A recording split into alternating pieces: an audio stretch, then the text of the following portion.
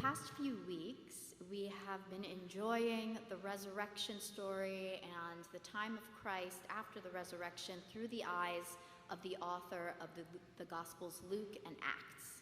So remember, we have 4 different versions of Jesus' life, death, and resurrection here in this holy compendium. And we have been listening primarily to one the past few weeks. But on this particular Trinity Sunday, as we usher ourselves into a new season, the beginning of ordinary time in the life of the church, our spiritual forebears decided to bring us back to the Gospel of Matthew. These are the very last verses, the very last words in this particular description and understanding of Jesus' life. In the same chapter where Jesus has risen from the dead, Jesus also gives his farewell, and the farewell is what is often known as the Great Commission. Go out, make disciples, baptize, keep my commandments. Remember, the main commandment is love your neighbor. Keep my commandments, and I will be with you always. Not only this, but baptize in the name of the Father, Son, and Holy Spirit. It is one of the very few mentions of the Trinity in the entirety of the Bible. And really, the word Trinity and the concept of Trinity came about much later. We don't really have that particular concept as it exists today. So how does it exist today? Let's talk about Trinity. The Trinity is a paradox. The Trinity is God somehow being with us, but also beyond us, and also between us. It is God being at the beginning of time, but also at a very particular point in time in history, but also outside of time. It is the oneness of a person, but not really a person, but not 3 separate persons. Is anyone else feeling confused? And so many theologians, when we talk about the mystery that is the Trinity, we say mystery, and sometimes we might be inclined to shut down a little bit when we hear that word, mystery. The Trinity is a mystery. Forget about trying to understand it. It just is. But for those of us who are good Presbyterians, or those folks who are really interested in thinking deeply, washing our hands of that doesn't feel particularly good. We're not that used to letting go of the intellectual exercise. There is a lovely middle ground between those two things. For those of us who are intrigued by the mystery, there is a woman, Grace Jansen, who said of Julian of Norwich, this is an early 13th century woman theologian that we've talked about a few times here in church. She says of this woman's theology, and specifically as it relates to the Trinity, although it is a mystery, for Julian, a mystery is not to be thought of as utter unintelligibility, so that further thought or discussion are useless. For Julian, a mystery is more like a very deep well. A deep well more than an impenetrable barrier. A well whose waters are continuously springing up. The more that is drawn from it, the more remains to be drawn. We can never exhaust the mystery of the divine Trinity, but we can continually refresh ourselves in contemplation of it. The Trinity and contemplating God as Trinity is not meant to be a barrier that denies us access to knowing and understanding God, but rather is meant to give us such an expansive notion of God that everyone and anyone can have access to God through their own experience.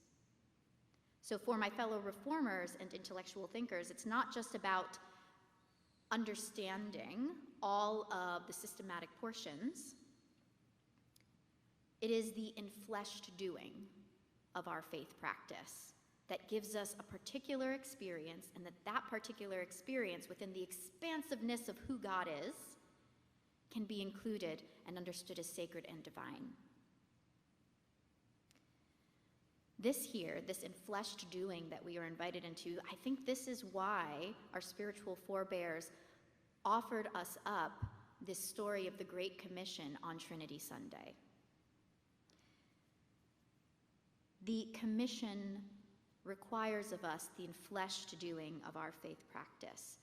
Last Sunday, on Pentecost Sunday, we celebrated how the Spirit has fallen on us, lifted us up, inflamed our own spirits to go out into the world and do. And now that we've been lit up, we are called to what is actually quite ordinary work, to continually understand one another and our ordinariness as actually somewhat extraordinary. Every single person in this room is a reflection of the divine. All of us ordinary, all of us just children of God, and as children of God, absolutely incredible and particular and one of a kind and so beloved. And it is through this way of relating to one another, this Spirit-filled way of relating that recognizes the Spirit in another. It is in this way that we can draw from this deep well, this incredible mystery, and be continually refreshed through our being together and loving one another well. Another contemplative, Elizabeth Liebert, says, simply put, our call is to experience God's presence in and through God's work, to give thanks, and to join God in the completion of this work. Since all of creation is God's work, it is possible to meet God in any part of creation, in the natural world, in our neighbor, in culture, in the depths of our own hearts. Karl Rahner clothed this profoundly world-oriented and life-affirming spirituality with theological and philosophical language for today. Echoing Ignatius, Rahner spoke of God as the one who continually gives of God's own self, so much so that we exist in a world of grace. We are surrounded by a God who, like a horizon, is ever receding and therefore absolute mystery, but, as revealed by Jesus, is ever drawing near with gracious self-giving. The experience of God, therefore, is not just one experience among many. It is the radical essence of every spiritual and personal experience. In fact, there exists an element of the ineffable in the concrete experience of our everyday life. No matter what, no matter who, no matter where you are, you have access to God's spiritual essence. You can know God and know God truly. So, oftentimes when we hear this story of the Great Commission, we automatically relate it to saving souls. It's used a lot in that context. Go out and save souls from damnation. Go out and make sure that as you're making more disciples, that means you're bringing more people into the church. But let's take it out of that kind of really numerical context. And instead, hold this story alongside the Trinity, as it's been given to us in our tradition. Let's hold it alongside the Trinity and let rest what's actually a much newer theology in the history of the church. Let's let that rest for a second. And let's hold the Trinity next to the story of the Great Commission. What if sending out to baptize is about concretely reveling in holy mystery through the gift of relationship with the Creator, with the Christ, with the Holy Spirit, with each other? For us in this church, the essence of baptizing is a sign and seal of the Holy Spirit that's already at work in you. There's nothing you could do or not do that could separate you from God's love. It just is. God just loves you. What does it mean to go out and make disciples. The Greek root of that is just students, right? What does it mean to go out and teach God's love and commandment that we love one another, and to signify this ultimate, unfathomable, incredible, immediate belonging that we have, that we recognize through baptism. You just are loved, and you always have been. There's nothing you can do about it. You're loved. That's the essence of our sacrament of baptism. And so, if that's what the Great Commission is, to go out and just tell everybody and teach everybody, you're loved inherently by God in the entirety of who and what you are.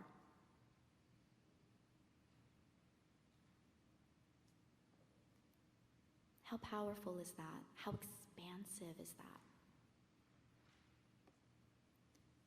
How empowering to see the belonging of God in every single walk of life, to notice and bless the Spirit that is already at work, to drink deep from the holy mystery that each person is an extraordinary part of the divine dance. Just go ahead and, if you are so comfortable, close your eyes. And if you're less comfortable closing your eyes, pick a focal point in front of you and then allow that focus to relax.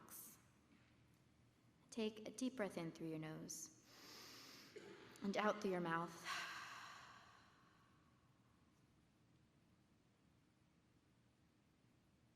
And center your spirit on these words that signify the deep well of holy mystery to which we each have access.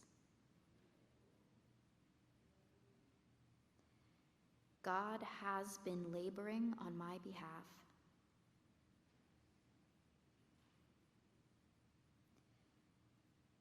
God has been laboring on behalf of my neighbor.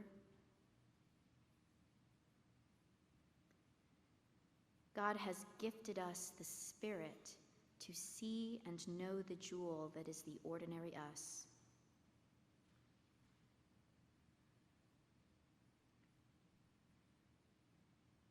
Take another deep breath in through your nose and out through your mouth. And let your focus return to the space and to one another. Here is the Great Commission, beloveds. Go out and teach and remind people of their inherent belonging and belovedness. And be refreshed as you encounter the mystery that is relating to one another. Let yourself be so overjoyed by the deep well of mystery in one another that we simply cannot help but sing.